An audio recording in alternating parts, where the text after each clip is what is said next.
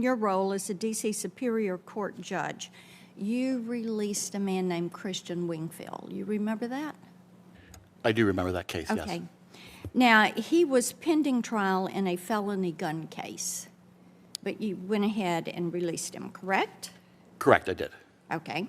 And a few weeks after you released him, Mr. Wingfield participated in the murder of an 11-year-old child named Devon McNeil. You recall that? I do recall that. Okay. Devon was at a Stop the Violence cookout on the 4th of July when Mr. Wingfield and his friends decided to fight a warring crew. Devon was an innocent bystander who was caught in the crossfire. When you made the choice to release Mr. Wingfield, you knew these following facts. And I find it so interesting. So many of you have talked about, having the facts, acting on the facts, and the importance of that to the judiciary. And I appreciate that you've brought that forward. But Judge Edelman, here are the things that you knew. You knew that he had multiple arrests for illegally possessing a firearm, and you knew that he had been identified as the person who, on another occasion, had been shooting a gun in the street at 1 p.m. in broad daylight. You knew that only a week earlier, another judge had written an opinion denying his motion for release because he was a danger to the community. You knew that releasing him with a GPS ankle bracelet wouldn't protect the community because he had already illegally fired a gun while he was on GPS monitoring for a prior offense.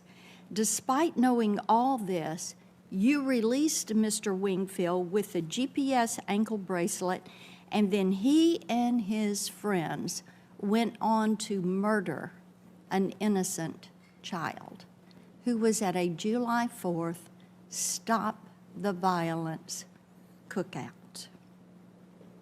Your decision to release this criminal, given his dangerous record and record of noncompliance, was worse than reckless. So my question to you is, why did you do this? So thank you, Senator, for allowing me to address this. I do recall virtually all the facts that you just went through. Mr. Wingfield came before me in May of 2020. It was a nonviolent charge, and he had no violent convictions in his record at all. I did release him, as you said, to home detention with electronic monitoring, and he was arrested, I believe, a couple months later in the incident that you've described.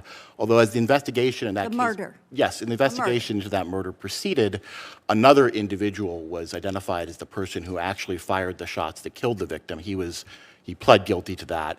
Mr. Wingfield pleaded guilty. Mr. Wingfield was found to have not shot the victim or even fired a gun that evening. He pleaded guilty to a lesser charge for associating himself with the group and running down the street with them. We often talk about Democrat politicians who support lawless policies such as reckless bail reforms in New York City, for example, Mayor Eric Adams pushing those, Mayor Lori Lightfoot in the city of Chicago allowing violent mass shooters and criminals to be released from prison time and time again. They go back into the community, they continue to do harm, but we don't talk enough about judges like this guy who allow these people out, who enforce these bail laws, who slam their hammer down in the courtroom and say, you are free. And the judges are all the more powerful in many of these cases than the Democrat politicians who pass the laws that send these criminals into the courtrooms of these judges who are supposed to be upholding the Constitution, supposed to be supporting law and order, supposed to be protecting the law-abiding citizens in their communities, in which their circuit courts are within, yet they don't. Why? Why do they support lawlessness? Why do they think it's a good idea to let criminals like this one, who was involved in the murder of a child, back into the streets.